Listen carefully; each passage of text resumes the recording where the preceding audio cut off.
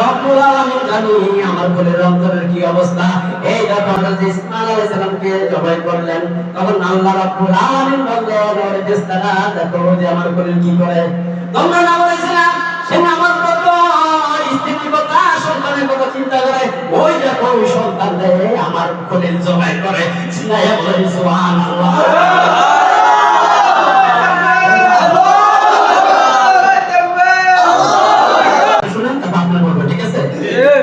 কণ্ঠে কণ্ঠ মিলিয়া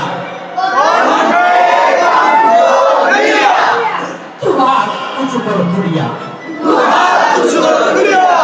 বলো হে রহিম রহমান,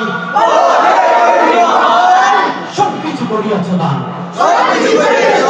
তুমি মেহেরবান, ফুল ফল নদী মারা যাও, কোকিলের কণ্ঠে গান, সকলই তোমার দান। আলহামদুলিল্লাহ আলহামদুলিল্লাহ রাব্বিল আলামিন। আসসালামু আলাইকুম ওয়া রাহমাতুল্লাহি ওয়া বারাকাতুহু।